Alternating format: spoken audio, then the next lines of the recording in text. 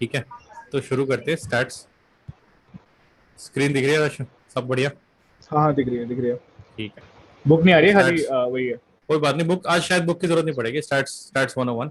ठीक है। ठीक है, पहली क्लास है और बहुत सिंपल तरीके से शुरू करेंगे। मैं मान के चल रहा हूँ तुम दोनों को कुछ नहीं आता, बट हाँ सही मान रहे हो। तेज, बट ये मान के चल रहा, बट ये भी मान के चल रहा हूँ कि तेज लोग हो। ठीक है, तो ठीक है। ये पकड़ लोगे, चीजें समझ में आ जाएंगी। तो शुरू करते हैं डेटा से। ठीक है, तो हमारा सारा काम न्यूमेरिकल डेटा पे होगा और बहुत सिंपल से, अगर सिंपल सा एग्जांपल लूँ अगर, तो एक डेटा सेट अगर मैं यहाँ पर लूँ, 2 3 4 6 8 10, ये मैंने 6 वैल्यू ले ली। एक और ले लेते हैं, मान लेते हैं 11, मान लेते हैं वैल्यूज ले ली। तो ये डेटा है और तुम्हें बोला जाता है कि भाई इस डेटा को थोड़ा कुछ बताओ, कुछ इन्फरेंसेस हैं, कुछ समझ में आ रहा है इसके बारे में, क्या क्या बता सकते हो इस डेटा के बारे में। तो पहली चीज बता सकते हैं, छोटी छोटी वैल्यूज हैं, 2 3 4 6 8 10 11, छोटी छोटी वैल्यूज हैं। हो सकता है इंक्रीमेंट हो रही है बट सीरीज में नहीं है ऐसा कुछ। हाँ, कुछ नहीं, पैटर्न वैटर्न तो हाँ मतलब चलो, हाँ इंक्रीमेंट हो रही है, छोटी सी वैल्यूज है। तो ये ठीक है। तुम्हारी दूसरी चीज क्या बता सकता हूँ भाई, 1 2 3 4 5 6 7 वैल्यूज हैं, ये बता सकता हूँ मैं। इन सबको मैं ऐड कर सकता हूँ, कैसे करूंगा, 2 3 5 5 और ये हो गया 10 15, 15 और 8 हो गया 15 और 10 हो गया 25, 25 और 8 33, 33 और 11 44। हो सकता है गलत हो बट ठीक। चलो इसको ठीक कर लेते हैं, इसको ना 44, इसको भी 8 कर लेते हैं, 42 हो जाएगा। अच्छी वैल्यू है, एक 7 वैल्यूज है ना, तो डिवीजन में आसानी रहेगी आगे अगले 5 मिनट में। तो इसका सम निकाल सकता हूँ मैं, सम हो गया 42। अभी मैं सिर्फ ये देख रहा हूँ कि इस डेटा, ये जो 7 वैल्यूज है, इनका मैं क्या क्या कर सकता हूँ। चलो ठीक है, सम निकाल लिया, 7 वैल्यूज निकाल लिया। फिर एक चीज आती है कि यार अगर मुझे 7 वैल्यूज नहीं चाहिए, अगर मुझे एक पर्टिकुलर वैल्यू चाहिए, one value to represent this data. कोई मतलब एक ऐसा होता है ना कि यार कोई बोल रहा है 2 3 4 6 8, यार अंदाजा बताओ, ऑन एवरेज कितनी वैल्यूज वैल्यूज क्या है। तो ये वैल्यू मुझे पता है 100 तो नहीं है। अगर मैं बोलूँ कि भाई इन 7 लोगों को इन 7 लोगों ने एक एक वैल्यू दी है, मैं कह रहा हूँ एक एवरेज वैल्यू दे दो इसकी, तो वो 100 तो नहीं है। मुझे पता है वो नेगेटिव भी नहीं होगी, मुझे इतना पता है शायद सिंगल डिजिट होगी वो एक वैल्यू जो इस पूरे डेटा सेट को रिप्रेजेंट कर दे, तो वो वैल्यू क्या होगी। तो राशिदर को पता होगा, ये तो बहुत इजी पार्ट है, सबको पता होगा कि हम कहाँ जा रहे हैं, किस बारे में बात कर रहे हैं। We talking about average, we talking about average. यहाँ मीन के बारे में बात कर रहे हैं अभी। तो एवरेज क्या होगा कि यार भी एवरेज के बारे में, एवरेज से अच्छे से खेलेंगे। एवरेज हो गया बेसिकली तुम्हारी सारी values, sum of all values divided by total number of values, total number of values. Notes नहीं बना, मतलब चिल काट, आराम से देख लो। 7 वैल्यूज हो गई ठीक। तुम्हारी, सम हो गया तुम्हारा 42, टोटल वैल्यूज हो गई तुम्हारी 7, एवरेज हो गया 6। अभी 6 के काफी ठीक है। मैथमेटिकल इन्फ्रेंसेस हैं इस 6 नंबर के।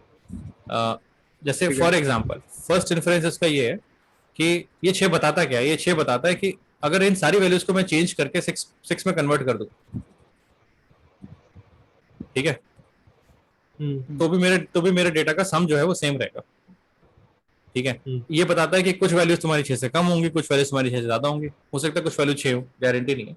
तो ऐड करके देख लो, 6 है। ठीक है, कुछ वैल्यूज ज्यादा है 6 से, ये वाली वैल्यूज ज्यादा है 6 से, और ये वाली वैल्यूज कम है 6 से। क्या जरूरी है हमेशा आधी वैल्यूज, जितनी वैल्यूज ज्यादा है उतनी वैल्यूज कम होंगी, ये हमेशा, is this true for every data set? हमेशा तो मतलब हाँ। नहीं। नहीं, हमेशा होना चाहिए क्योंकि मीन तो वही होगा ना, मतलब सेंटर पॉइंट ही होगा ना। नहीं। तो मैं एक दूसरा एग्जांपल लेता हूँ। ठीक है, अच्छा। इसी में मैं डाल देता हूँ, लेट्स से मैंने 0 डाल दिया, एक और डेटा सेट ऐड कर दिया 0। चल 0 तेरे को लगेगा चीटिंग हुई है, चल 10 ऐड कर दिया। ठीक है, 44 था, 42 था, सॉरी 42 था, इसमें अब मैंने 10 ऐड कर दिया, टोटल 52 हो गया। 52 डिवाइडेड बाय कितने हो गए अब नंबर, 8 हो गए। 8 हो गया। 52 बाय 8 कितना हुआ ये, 6.40, 6.5। ठीक है, कितनी वैल्यू ज्यादा है, 6.5 से 4 ज्यादा है, कितनी वैल्यूज कम है, 4 कम है, ये तो अभी भी आ रहा है। अब क्या करें, ये तो बात तो नहीं तो बन रही। सेंटर पॉइंट है ना डेटा का, उससे पहले की वैल्यूज उतनी अच्छा, कम होंगी उतनी ज्यादा होंगी। हाँ तो ये पहला मिसकंसेप्शन है, इसको ठीक करते हैं। 100 ऐड करके एक नंबर लिया 100। ठीक है, 42 प्लस 100, ये हो गया 142। इसको डिवाइड कर ले, कितने, 4, 8 नंबर से डिवाइड कर ले। 142 डिवाइड बाई 8 कितना होगा, 1। और समझ गया तू बात, कितना है, 6 और 2, समझ गया 17 पॉइंट समथिंग है। कितनी वैल्यूज है जो 17 से ज्यादा है? एक वैल्यू है जो 17 से ज्यादा है। एक। कितनी वैल्यू कम है? और तो ये बाकी सारी ये 17 से कम है। हाँ, तो ये मीन की कोई गारंटी, हाँ कोई गारंटी नहीं कि मीन एकदम बीच में बैठा होगा। मीन तुम्हें बस एवरेज देता है, मैथमेटिकल एवरेज देता है, ठीक है। पहला मिसकंसेप्शन होता है बच्चों का कि यार बीच में ही होगी वैल्यू। अब ऐसा नहीं कि गलत है misconception, you are partly right, because there is another way to find the average. Average word नहीं यूज करते, हम बोलते हैं कि यार ये तो हो गया तुम्हारा जो अभी हमने निकाला था मीन। मीन कितना हो गया इस डेटा सेट का? 6। मीन हो गया 6। हाँ। एक और चीज हम यूज करते हैं, हम उसे बोलते हैं मीडियन, ठीक है। तो वही बात कर रहा हूँ आज मैं, सिंपल टर्म्स की बात कर रहा हूँ। मीन क्या होता है, मीडियन क्या होता है, मोड क्या होता है, कब यूज करते हैं, कहाँ यूज करते हैं, वो सारी चीजें। तो मीडियन क्या होता है? मीडियन वही होता है जो राशि ने बोला था अभी, बीच वाली वैल्यू। ठीक। उसमें उससे वो है ही बीच की वैल्यू, उसकी डेफिनेशन है कि बीच की वैल्यू। तो इसमें कितनी वैल्यूज हमारे पास? 1 2 3 4 5 6 7। 7 है तो बीच वाली वैल्यू कौन सी होगी? Fourth term 6। Fourth term. तो ये तुम्हारा मीडियन हो गया। तो दूसरे कलर से ले लेते हैं, एक्चुअली मीडियन तुम्हारा 6 हो गया। अब दूसरा मिसकंसेप्शन, क्या मीन और मीडियन हमेशा बराबर होंगे? नहीं। नहीं होंगे। अभी अगर मैं एक और डेटा लेता हूँ, मुझे बता देना जब थोड़ा पेस एकदम बढ़ जाए, बता देना। अभी मैं कोशिश कर रहा हूँ सिंपल नंबर्स यूज करने की। जब लगे थोड़ा ज्यादा हो रहा है एकदम से, धीरे रुक जाओ, थोड़ा स्लो करो तो बता देना, मैं रुक जाऊंगा। एक और वैल्यू ऐड कर दी इस डेटा में, मान लो 100। अब इसका मीन हाँ। कितना है? इसका मीन 17 के आसपास है, 17 पॉइंट समथिंग अभी निकाला था। हाँ। मीडियन कितना होगा इसका? हाँ, मीडियन कितना होगा इसका? मीडियन अब 8, इस मतलब फोर्थ या फिफ्थ टर्म ही रहेगी। इवन नंबर में कुछ होता था। 6 कुछ होता + 8 था? 14 और 14 डिवाइड बाय 2 नहीं 7 मतलब 6 होगा और ना। 8 में से कोई है हाँ। ऐसा अरे कुछ नहीं नहीं, वैसे होता था ना, मिडिल टर्म होती थी 6 और 8, हाँ। ठीक है। उन दोनों को उठाते थे, दोनों को ऐड करते थे और डिवाइड बाय 2 करते थे, तो वो मीडियन ऐसा आता होता था। तो होगा। 6 + 8 14 होगा, 14 डिवाइड बाय 2 7 है। सही कह रहा है। बट तो भैया फिर मतलब जैसे वो तो टर्म ही नहीं है पूरे डाटा में, तो फिर वो 7 कैसे जस्टिफाई करेंगे? हाँ, तो जस्टिफाई क्या करना है? मीन भी हो सकता है, 17.5 17.1 भी तो नहीं है टर्म। अच्छा ठीक है, वो तो हाँ ठीक है, समझ गए। ठीक है। तो मीन अच्छा क्वेश्चन है एक्चुअली तेरा, कि क्या जरूरी है क्या वो वैल्यू है कोई ना कोई गिवन टर्म हो? Answer is no. मीन के लिए भी कोई गारंटी नहीं है, मीडियन के लिए भी कोई गारंटी नहीं है। मीडियन में खासकर इवन नंबर्स में ये परेशानी आती है, इवन नंबर ऑफ टर्म्स में। तो हमें बीच वाली वैल्यू लेनी है, तो हम पार्शियलिटी नहीं करेंगे। हम बोलेंगे कि अच्छा इस तरफ से 4 और इस तरफ से भी 4, तो यहाँ पर कोई टर्म होनी चाहिए। अगर कोई एक टर्म होती तो वो कौन सी वो उनकी होती? एवरेज होती बीच में। तो 6 और 8 की एवरेज होती है, तो मीडियन आपका 7 हो गया इसका। तो वही क्वेश्चन दोबारा पूछता हूँ, क्या मीन और मीडियन बराबर होते हैं हमेशा? नहीं। नहीं होते। क्या जरूरी है मीन और मीडियन को उसकी कोई एक टर्म होना?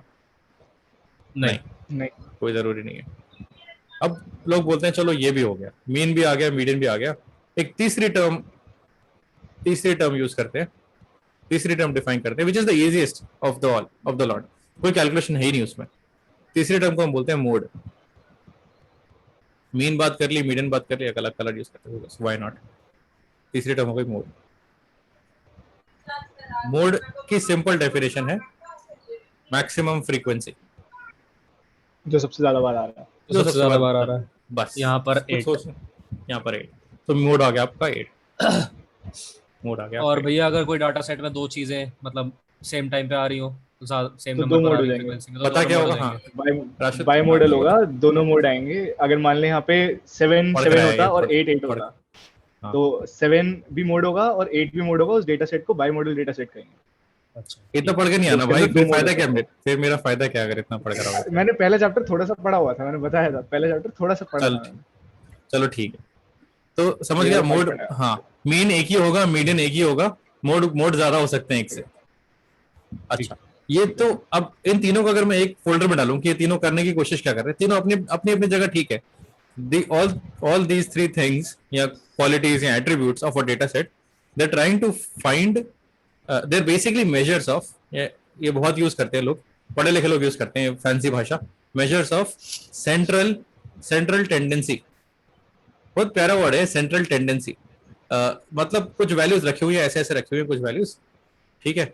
All these three terms are figuring out कि अच्छा यार बीच में क्या हो रहा है इस डेटा के, मतलब बीच में क्या हो रहा है। बीच का मतलब वर्ड इसको लिटरली मत लेना, बीच का मतलब अगर लिटरली लोगे तो मीडियन हो जाएगा, लेकिन ये कहाँ जा रही है सारी वैल्यूज, किस इसके समरी क्या है, ठीक है।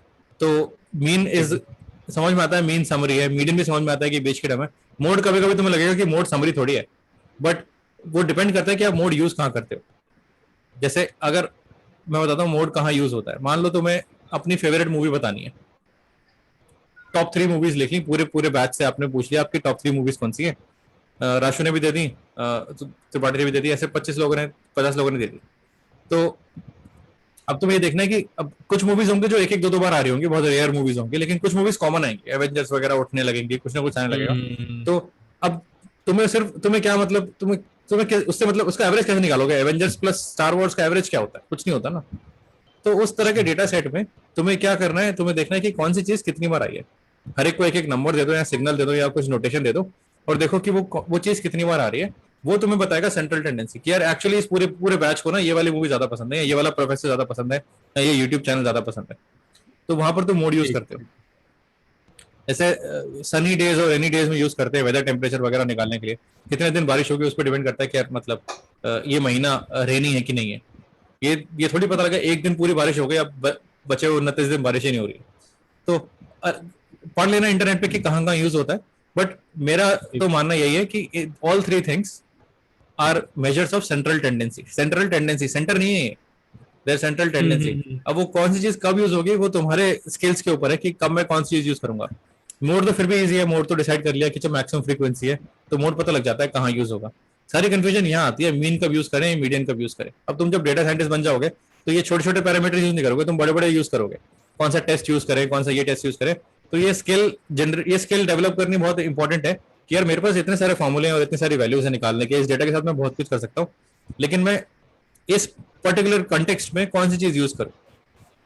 तो आज आज मीन और मीडियन में बात करेंगे, कभी और किसी किसी और एट्रीब्यूट के बारे में बात करेंगे। बट अभी मेरा जो मेरे को इंटरेस्टिंग लगता है मीन और मीडियन में डिफरेंस, कि मीन कहाँ काम खराब करता है, मीडियन कहाँ बचाता है, उसके बारे में बात करेंगे। तो मैं एग्जांपल लेता हूँ, 2 3 4 6 8 8 1 एक डेटा सेट हो गया, ये इसको मान लेते हैं सेट 1। एक सेट 2 डाल लेता हूँ मैं, 2 3 4 6 8 8 110। और चलो इन्हीं दोनों को लेते हैं, ठीक है। अब मेरे को ये बताओ कि दोनों में मीन कहाँ बेटर, इन दोनों में मीन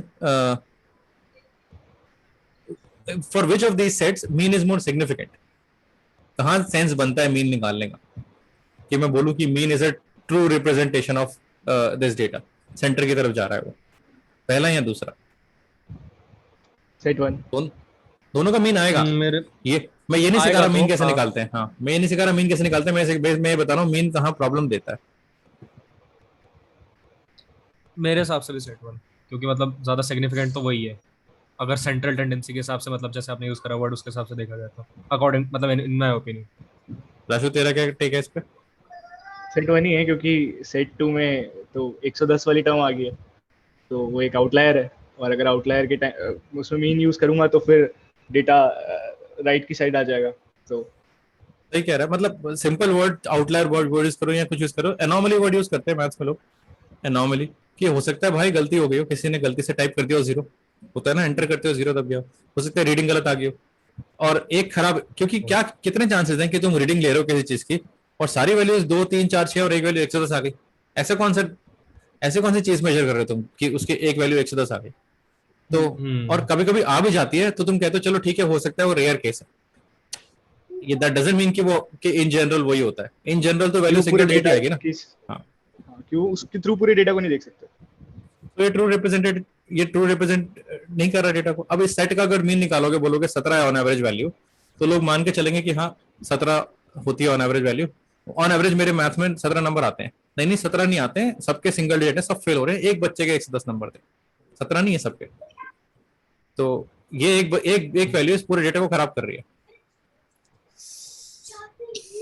तो यहाँ पर मीन फेल कर जाता है जहां पर तुम्हारे आउटलायर्स, और हो सकता है जरूरी नहीं है पॉजिटिव हो सकता है नेगेटिव भी हो।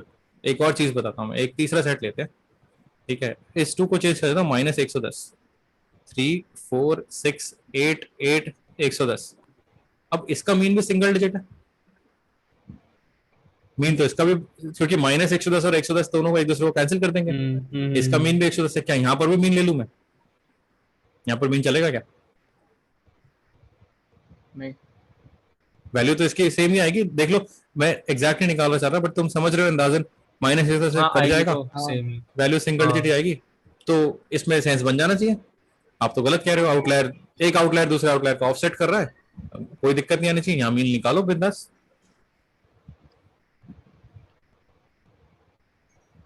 बात अब बता सही रहा कह रहे हो, बट ऐसा मतलब ऐसा होता नहीं है ना, क्योंकि दो एक्सट्रीम पॉइंट्स की वैल्यू दिखा रहे हैं, इधर माइनस 110 दिखा रहे हैं, उधर प्लस 110 दिखा रहे हैं, तो तुम डेटा के अंदर तुम माइनस 110 भी दिखा रहे हो, माइनस 100 प्लस 110 भी दिखा रहे हो, मान लो वो 110 नहीं होता माइनस में, वो माइनस 2000 होता, तो बहुत सही, परफेक्ट गलत हो जाता ना। परफेक्ट। अगर ये चीज हम आगे सीख ले, अगर हम स्टैटिस्टिशियन सारे मिलके इसको बोले हाँ यार ऐसे भी कर लेंगे, ये भी चलेगा, तो हम क्या बता रहे हैं? हम बता रहे हैं कि यार ये बहुत बड़ी प्रॉब्लम नहीं है। लेकिन क्या नॉर्मली ऐसा होता है? क्या आउटलायर्स एक दूसरे को ऑफसेट करते हैं? नहीं करते। नहीं, नॉर्मली तो ऐसा नहीं होता। नहीं, कुछ चीज तुम सिखा दो किसी को, वो कभी किसी तुक्के में एक केस में चल गई, तो तुम कह रहे हो नहीं आप चला लो इसको, चल जाएगी, तो वो तो उसके लिए तो ये कुछ इसके लिए यूजलेस है ना ये अप्रोच। 110 और माइनस वो तो मान के चल रहा है कि नहीं ऑफसेट हो जाएगा, बट ऑफसेट नहीं होता है नॉर्मल लाइफ में, ऐसा थोड़ी होता है। कभी आउटलायर कुछ बहुत ज्यादा आते हैं, कभी कुछ आते हैं। तुम्हें हर डेटा सेट में कहीं ना कहीं तुम्हें आउटलायर्स मिलेंगे, कहीं एरर मिलेगी, कुछ ना कुछ प्रॉब्लम आएगी, तुम्हें क्लीन करना पड़ेगा डेटा। तो यहाँ पर तुम्हें समझने वाली बात है कि यार यहाँ मीन काम नहीं करेगा, तो यहाँ भी मीन फेल कर जाएगा। ऑल्दो वैल्यू सिंगल डिजिट आ रही है, बट वो अप्रोच गलत है। सिर्फ आंसर मैटर नहीं करता, अप्रोच मैटर करती है। तो ये अप्रोच फॉलो नहीं करनी, इसका कोई फायदा नहीं है ना।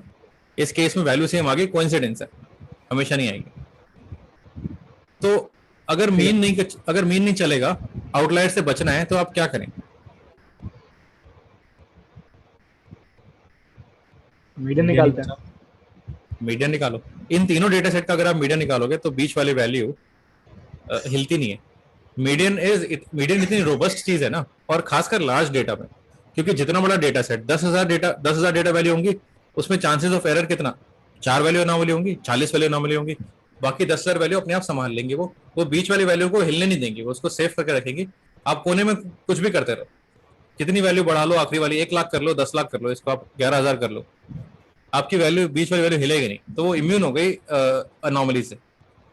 ये नहीं बताते क्लास में, मीडियन निकालना बता दिया, फॉर्मूला दे दिया, हो गया। लेकिन ये समझना मेरे को तो बहुत प्यारी चीज लगती है यार, ये इस तरह देखना कि यार एक ऐसी प्रॉपर्टी है डेटा सेट की जो इम्यून है कॉर्नर केसेस से।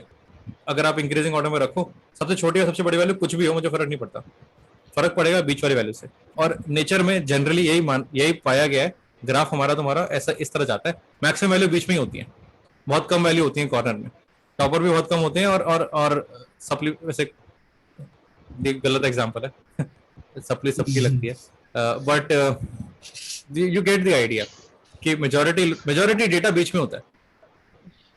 और जो मेजॉरिटी डेटा बीच में होता है, इसको आप यूज करो और मीडियन निकालो, बीच वाले वैल्यू निकालो। तो जब आपको प्रिसिशन इंपॉर्टेंट नहीं है, जब आपको प्रिसाइसली 6.77 मुझे एग्जैक्टली मीन वैल्यू इंपॉर्टेंट नहीं है, जब आप श्योर हो कि जब आपको पता है कि अनोमली आनी है, कुछ ना कुछ गड़बड़ होनी है, तो आप मीडियन पे काम करो। अगर आपने छोटा सा डेटा सेट लिया हो और आप केयरफुली निकालने की कोशिश कर रहे हो, अगर आप अपने परसेंटेज निकाल रहे हो, जीपे निकाल रहे हो, ऐसा तो नहीं होगा ना किसी जीपे में तो अनोमली नहीं आती ना, कि कभी गलती से थर्ड सेम में कोई 10 लग गई, बाकी सब में 5 लग गई, ऐसा तो नहीं होता ना। तो इसमें आप मीन निकालो, उसमें डेटा करेक्ट है, सब कुछ सही है, उसमें आप मीन निकालो, सारी वैल्यू एवरेज निकालो, 5 सब्जेक्ट से ऐड करो, डिवाइडेड बाय 5, जो भी जैसे तुम करते हो जीपे निकालते हो। तो जहां पर प्रिसिशन इंपॉर्टेंट है, एक्यूरेसी इंपॉर्टेंट है, वहां पर आप मीन पे काम करो। जहां पता है डेटा साफ है, सब कुछ सही है, वहां मीन निकालो। जहां लार्ज डेटा सेट की बात हो रही है and you are only worried about कि हाँ ऑन एवरेज मिडिल वैल्यू क्या होगी, वहां मीडियन निकालो। मैं तुम्हें खान अकेडमी का एग्जांपल देता हूँ, बहुत प्यारा एग्जांपल है। अबे मिट नहीं रहा ये, हाँ गया, ठीक है। हम लोग जब क्वेश्चंस बनाते हैं खान अकेडमी पे, तो हम उसका डेटा भी निकालते हैं, और हर एक्सरसाइज का डेटा होता है, हर एक्सरसाइज में 10-12 क्वेश्चन होते हैं, और इसका डेटा निकालते हैं हम एक क्वेश्चन के लिए बहुत सारी चीजें ट्रैक करते हैं, लेकिन दो जो मेन चीजें ट्रैक करते हैं वो है एवरेज टाइम स्पेंड, चलो एवरेज वर्ड यूज करते हैं, मैं भी चीटिंग हो जाएगी, टाइम स्पेंड और एक्यूरेसी, कितना टाइम आपने स्पेंड किया, और वो कितने कितने परसेंट लोगों ने उसे सही किया, कितने परसेंट लोगों ने उसे गलत किया। एक्स एक्सिस पे हम रखते हैं टाइम स्पेंट और वाई एक्सिस पे हम रख लेते हैं एक्यूरेसी। एक्यूरेसी मान लो 100% 1 है और ये 0 है। टाइम स्पेंड कितना भी हो सकता है। अब टाइम स्पेंड कितना भी हो सकता है पे गौर करो। हो सकता है कि भाई मैंने फोन खोला, मैंने क्वेश्चन सॉल्व करने की कोशिश की और मैं अपने नोटों पे काम कर रहा हूँ, फिर मेरा फोन आ गया, मैं चला गया। तो किसी का टाइम स्पेंड 10,000 20,000 सेकंड भी तो हो सकता है, फोन खोल के छोड़ के चला गया। अगर यहाँ मैं एवरेज निकालने बैठ गया कि ऑन एवरेज बच्चों ने कितना टाइम स्पेंड किया तो दिक्कत हो जाएगी। तो मुझे पता है यहाँ चांसेस ऑफ एरर हैं। कुछ बच्चे होंगे जो अपना फोन छोड़ के चले जाएंगे, लैपटॉप खोल के चले जाएंगे। कुछ बच्चे होंगे जो बस ऑप्शन बी मारते रहेंगे क्योंकि उनका टाइम बहुत 0 सेकंड 1 सेकंड के आसपास दिखाएगा हर क्वेश्चन का। पर आई नो ऑन एवरेज ऐसे लोग नहीं करेंगे, इन जनरल बच्चे ढंग से सॉल्व कर रहे होंगे। लेकिन मुझे कॉर्नर केसेस नहीं चाहिए। तो जब मैं टाइम स्पेंड निकालता हूँ अपने ग्राफ पे तो मेरा मीडियन टाइम स्पेंड आता है। एक क्वेश्चन अगर 10,000 बच्चों ने किया तो मीडियन वैल्यू कितनी है टाइम स्पेंड की? मीडियन वैल्यू कभी भी 2 मिनट 3 मिनट से ज्यादा नहीं आती, और जितनी भी आती है मतलब हो सकता है कभी ज्यादा है, बट मीडियन वैल्यू आपको 1 घंटा नहीं दिखेगी। और लेकिन जब आप एक्यूरेसी की बात करते हो उसमें पता है या तो सही होगा या गलत होगा, there is no other way. तो करेक्ट रेट में आपको डेटा में इश्यू नहीं है, वो तो खुद ट्रैक कर रहा है एक्यूरेसी। तो उसमें आप एवरेज एक्यूरेसी लेते हो, तो यहाँ मीन निकालते हो। बाकी 10,000 लोगों में से 60% लोगों ने इसे करेक्ट किया और 40% लोगों ने इसे इनकरेक्ट किया, क्योंकि there is no other way, या तो करेक्ट करोगे या नहीं करोगे, अटेम्प्ट नहीं करोगे। तो यहाँ आप एवरेज लेते हो। तो एक ही ग्राफ में दो वैल्यूज प्लॉट कर रहे हो, वन एक एक्स एक्सिस पे एक वाई एक्सिस पे, लेकिन दोनों चीजें यूज कर रहे हो। मीन भी काम आ गया और मीडियन भी काम आ गया। हाँ तो ये है। और फिर हम एक मैट्रिक बनाते हैं, मोड भी निकालते हैं कि खैर उसके बारे में कभी, बट आई होप ये एग्जांपल से थोड़ा क्लियर हुआ कि यार रियल लाइफ की बात कर रहे हैं हम लोग, और कहाँ पर मीडियन काम आ सकता है, कहाँ मीन काम आ सकता है। ये तो पहले 15 मिनट हो गए। अब रुको, थोड़ा सांस ले लेते हैं। समझ में आ रहा है? हाँ भैया आ रहा है। एक दो बार देख लेना वीडियो दोबारा, क्योंकि सब कुछ समझ में तो आता है लेकिन वो रिटेंशन में इशू हो जाता है। जब तक तुम सोचोगे कि हाँ मुझे समझ में आ गया, तब तक देर हो जाएगी। अब इस पे मैं मैथ्स के क्वेश्चन दे सकता हूँ तुम्हें, वैल्यूज दे दी और मीन निकालो घर जाके, मीडियन निकालो, या तुम्हारी वो होता है एप्टीट्यूड वगैरह, कैट वेट की तैयारी करोगे अगर तुम इन फ्यूचर, तो ऐसे दे देंगे x+5 x+25, इसका मीन है 70, तो x की वैल्यू कितनी होगी, फटाफट निकालो। वो सब क्वेश्चन मैं यहाँ ट्राई नहीं करूंगा। हम लोग मैथ्स नहीं पढ़ रहे, हम लोग स्टैट्स पढ़ रहे हैं। तुम्हें कोर कंसेप्ट पता होना चाहिए, तुम उसे कहाँ यूज करोगे पता होना चाहिए। इन द एंड तो तुम एक्सेल शीट्स और फॉर्मूले और पाइथन वगैरह यूज करोगे ना, तुम्हें उसके पीछे की मैथ आनी चाहिए और पता होना चाहिए उसके पीछे भाई मेरा रैशनल क्या है, मैं क्यों यूज कर रहा हूँ, क्या यूज कर रहा हूँ, वो कॉन्फिडेंस आना चाहिए तुम्हें। आ कहाँ से रहे हैं फॉर्मूले? कहीं कहीं होगा हम कुछ फॉर्मूले डिराइव भी करेंगे, ऐसा नहीं कि नहीं करेंगे डिराइव, उसमें मैथ्स की जरूरत पड़ेगी, बट वो डेरिवेशन याद करने के लिए नहीं होगी, वो समझने के लिए होगी। अच्छा ये आ कहाँ से रहा, ये फॉर्मूला आया कहाँ से। तो मैं वो क्वेश्चंस नहीं कराऊंगा, वो इस कोर्स का पार्ट नहीं है। उसके लिए मैथ की बहुत सारी किताबें हैं मार्केट में। ये तो हो गई सेंट्रल टेंडेंसी। लेकिन सेंट्रल टेंडेंसी आधा सच आधी बात बताती है। सेंट्रल टेंडेंसी बताती है कि आपकी वैल्यू में आपके बीच में क्या हो रहा है, वो ये नहीं बताती कि आगे पीछे क्या हो रहा है। ठीक है, तो there is this other property, other trait of data set जो हम निकालना चाहते हैं, उसे हम बोलते हैं यार ये कितना वैल्यूज कितनी फैली हुई हैं, क्या आसपास चिपकी हुई हैं सारी वैल्यूज या बहुत फैली हुई हैं। This is called the first 3 values were measures of central tendency. Next few values हम जो पढ़ने वाले हैं वो है मेजर्स ऑफ, तुमने पढ़ा होगा कभी ना कभी, मेजर्स ऑफ स्प्रेड, लेकिन इस तरह से शायद कैटेगराइज नहीं किया होगा। भाई स्प्रेड क्या है डेटा का, बीच वाली वैल्यू पता लग गई, लेकिन बीच वाली वैल्यू तो दोनों की सेम है इस केस में। इसकी बीच वाली वैल्यू भी यहाँ पर है और इसकी भी यहाँ पर है, पर क्या दोनों डेटा सेट सेम कहानी सुना रहे हैं? नहीं। एक value one is more closely packed placed, हाँ packed, the other one is very loose. तो अब इसका क्या करें, ये कैसे निकालें? मीन मीडियन मोड समझ में आ गया, स्प्रेड कैसे निकालें? अब तुम्हारा सारा अप्रोच होना चाहिए, चलो आपकी बीच वाली वैल्यू आ गई, लेकिन बाकी वैल्यूज, उस बीच वाली वैल्यूज के साथ क्या रिलेशन है बाकी वैल्यूज का, क्या बाकी वैल्यूज उस बीच वाली वैल्यू के काफी पास है या दूर दूर है। तो ये कैसे निकालेंगे? स्प्रेड के बारे में बात कर लेते हैं। This is part 2 of today's lecture. Spread का क्या करें? डेटा सेट दोबारा रखता हूं मैं, 2 5 8 मैं जानबूझ के इंक्रीजिंग ऑर्डर में रख रहा हूँ, बट जरूरी नहीं है कि डेटा तुम्हें ओरिजिनली इंक्रीजिंग ऑर्डर में मिलेगा, वो तुम उसमें अरेंज कर सकते हो एक्सेल शीट में, वो तुम्हारा 1 सेकंड में काम हो जाएगा, मैनुअल काम है, सोचना नहीं है।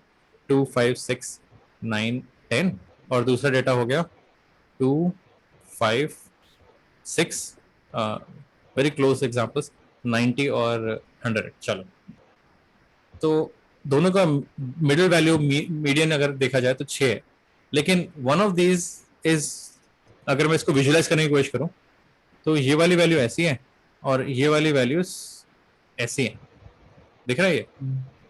और ये एक्चुअली रियलिटी में और दूर होगा क्योंकि जगह नहीं थी स्क्रीन में, इसलिए मैंने यहाँ 90 और बनाया। 100। मैं तो बहुत अच्छा ढंग से अगर मैं बनाऊं तो ये 3 यहाँ है और 2 यहाँ है, एक डेटा ये है और एक डेटा ये, दोनों में बहुत फर्क है। इसको तुम मैथमेटिकल वैल्यू कैसे दोगे?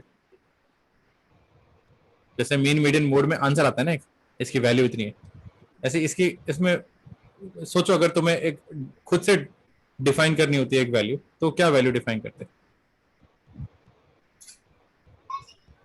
तो क्लासेस में डिवाइड करके, पता नहीं।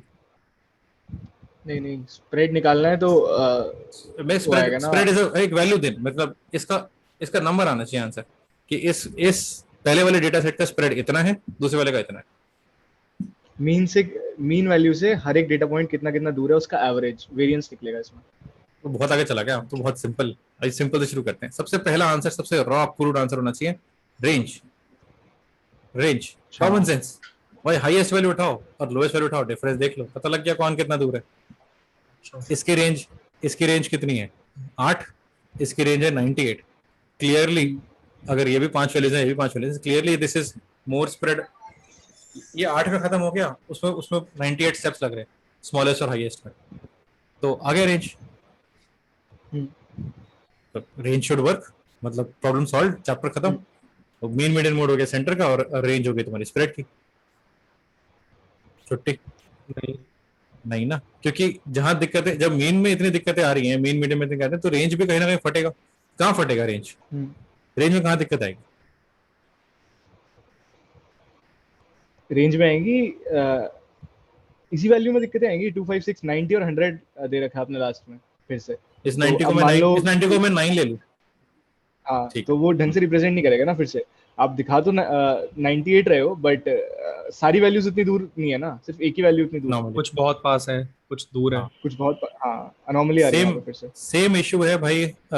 ये तुम्हें पैटर्न बार बार दिखता रहेगा स्टार्ट्स में।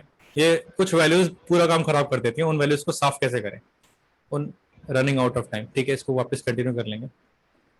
अभी अपग्रेड नहीं करना है यार मुझे, बस पैसे नहीं है।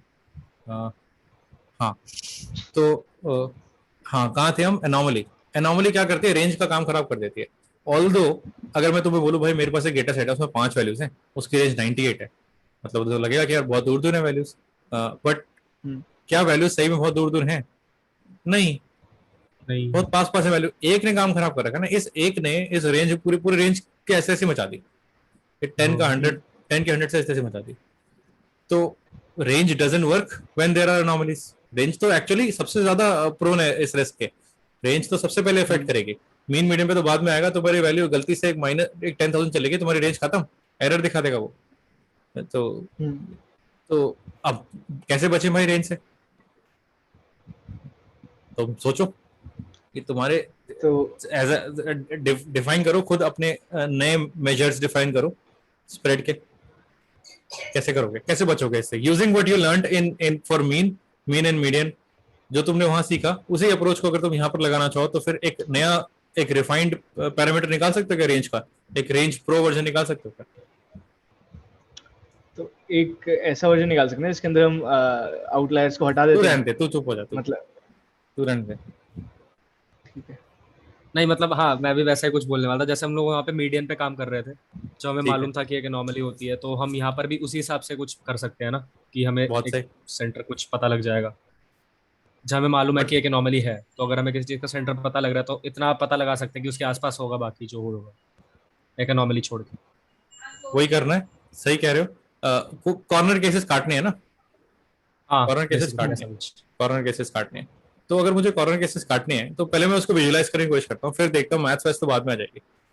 अगर ये वैल्यूज है मेरी, एक यहाँ है, दो चलो और एक यहाँ है, मुझे ऐसा कुछ चाहिए जो बीच की वैल्यू दे दे।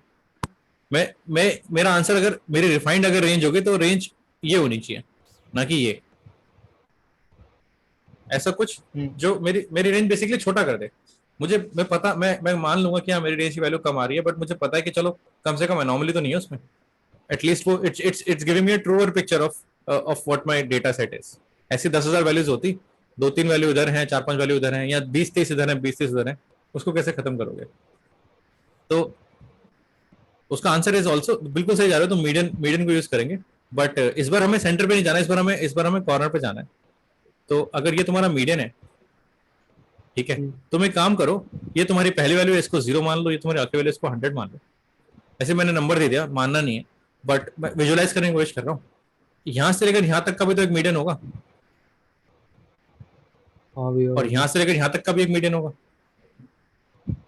जितनी वैल्यूज यहां रखी हुई हैं, मतलब अगर पहली let's say we have 25 values, तो 1, 13 और 25। 13 तुम्हारा मीडियन हो गया, पहली 12 वैल्यूज का भी तो कोई मीडियन होगा, और अगली आखिरी 12 वैल्यूज का भी कोई मीडियन होगा। मीडियन क्या करता है? मीडियन की प्रॉपर्टी क्या है? मीडियन आपको कॉर्नर से बचाता है ना, मीडियन आपको कॉर्नर से बचाता है, इम्यून कर देता है। तो आप एक काम करो, ये वाला मीडियन ले लो और ये वाला मीडियन ले लो, एंड तुम्हारी नई रेंज हो जाएगी this difference of these two medians. आपको पता है यहाँ पर कोने में कूड़ा रखा हुआ है, तो आप कूड़े को हटा दो। और नेचर में यही माना पाया गया है कि जब पहली बात हुई थी कि भाई मेजोरिटी वैल्यू सारी तुम्हारी यही होती हैं, तो बहुत ही कम चीजें यहाँ पड़ी होंगी, और एग्जैक्टली वही चीजें तुम्हें चाहिए नहीं है। तो बहुत स्मार्ट तरीका निकाला लोगों ने कि यार बस भैया, बस यही एक मतलब थॉट था, यही पूछना था कि एनोमलीज जो होंगी बेसिकली जनरली हमें मतलब एक्सट्रीम पॉइंट्स पर ही मिलेंगी ना, ये हम मान के चल रहे हैं। हाँ, नॉर्मली का डिफाइन ही हमने इस तरह से किया है, which is very different from your normal values. अबे देख, ये कुछ ऐसे है कि डेटा ना असेंडिंग ऑर्डर के अंदर है, ठीक है, जीरो से मतलब लोएस्ट वैल्यू से लेके हाईएस्ट वैल्यू तक है। तो जो हाईएस्ट वैल्यू होगी वही तो अलग हो सकती है ना, मिडिल के अंदर तो हम सॉर्टेड है सारा, तो लोएस्ट वाली वैल्यू अलग हो सकती है, हाईएस्ट वैल्यू हो सकती है। ठीक, तो ये अप्रोच समझ में आई। आपने मीडियन 3 बार यूज कर लिया, 3 बार तो नहीं किया, बीच वाले मीडियन की वैसे जरूरत नहीं है। आपने फर्स्ट हाफ का मीडियन ले लिया, सेकंड हाफ का मीडियन ले लिया, और आपने कहा कि यार जो मीडियन के लेफ्ट साइड होगा वो कूड़ा होगा, और जो दूसरे मीडियन के राइट साइड होगा वो कूड़ा होगा। आप उस कूड़े को डिलीट मार दो, delete all these values, I don't really care about these values. वैसे भी बहुत ज्यादा वैल्यूज नहीं पड़े होंगे वहां पर, और जो भी वैल्यूज होंगी वो कूड़ा देंगी, क्योंकि मेरा डेटा ऑलरेडी सॉर्टेड होगा। तो इसको रेंज मान लेते हैं, this is my range pro. ये कभी भी आपको हमेशा आपको एनोमली से बचाएगी। आप कॉर्नर में कुछ भी करते रहो, आपकी ये वाली जो रेंज है ये हिलेगी नहीं, ये रोबस्ट रहेगी। आप कोने में वैल्यूज बढ़ाते जाओ ये, लेकिन फिक्स रहेगा। अगर आप बीच की वैल्यूज बढ़ा रहे हो तब हो सकता है काम हो, पर आप बीच की वैल्यू बढ़ा रहे हो तो फिर आप फिर डेटा के वही चेंज कर रहे हो ना, तो सेंटर ऑफ टेंडेंसी हो सकता है। हाँ फिर तो हाँ, तो इसको टेक्निकल टर्म इसकी होती है। अब मैं टेक्निकल टर्म भी लिख देता हूँ। This is called, fancy names है, नाम से फर्क नहीं पड़ता, बट तुम्हें इसके पीछे का पता होना चाहिए कंसेप्ट क्या है। इसको बोलते हैं IQR, विच इज इंटर, अभी समझ में आ जाएगा कि मैं क्या बोल रहा हूँ, इंटर क्वार्टाइल रेंज है। वो रेंज ही, रेंज प्रो की जगह इन्होंने इंटर क्वार्टाइल बोल दिया। क्वार्टाइल क्या होता है? क्वार्टाइल क्वार से आ रहा है, क्वार में तुम समझ रहे हो 4 टुकड़े कर रहे हैं, क्वाड्रिलेटरल, क्वार्टरली, तो 4 टुकड़े कर रहे हैं। तो ये बोलते हैं कि आप 2 टुकड़े, 1 टुकड़े मत करो, इस पूरे डेटा के 4 टुकड़े कर दो, 1 2 3 4। अगर आपके पास 100 वैल्यूज हैं तो पहली 25 वैल्यूज, अगली 25 वैल्यूज 25 इंक्रीजिंग ऑर्डर में रख दी, आपने इसको डिलीट मार दिया। इंटर क्वार्टाइल ये आपका, इसको हम बोलते हैं Q1, इसको हम बोलते हैं Q2 which is also your median, इसको हम बोलते हैं Q3। सो आपकी जो इंटर क्वार्टाइल रेंज है, this is actually Q3 minus Q1। हाँ ठीक है। मैं फॉर्मूले से शुरू नहीं करना चाह रहा था, मैं फॉर्मूले पे खत्म करना चाह रहा था इसकी कहानी। तो अब तुम्हें समझ में आ रहा है कि फॉर्मूला आया कहाँ से, क्यों कर रहे थे, क्यों यूज कर रहे थे फॉर्मूले को। हमें कूड़े से बचना था। This is better. ये आपको, इसमें आपका मीडियन इन्फ्यूज्ड है, ये आपकी रेंज बचा के रखेगा।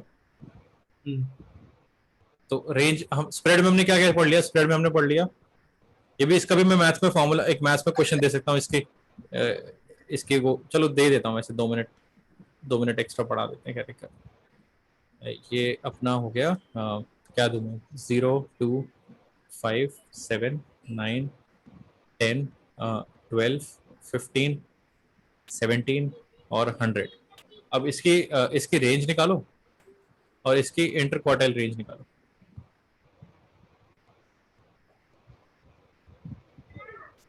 चार, 5, 6, 7, 8, 9, 10।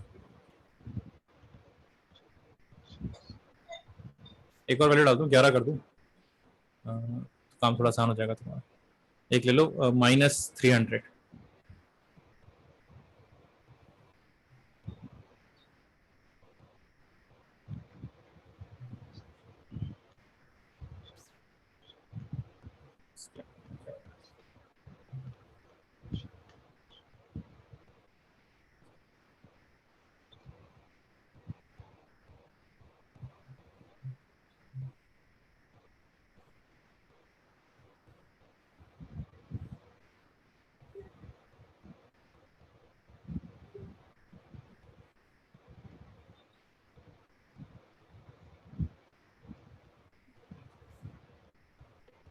रेंज 100 है और IQR Q3 माइनस Q1 ना। एक अरे रेंज वाली 100, हो गई, वाली रेंज हो 100 गई। नहीं होगी, मैंने एक ऐड कर दी थी -300। अच्छा सॉरी, -300 कर दी थी। हाँ कर दी थी। रेंज 100 से ज्यादा होगी इस बार, ज्यादा तो नहीं होगी। हाँ मतलब ज्यादा होगी।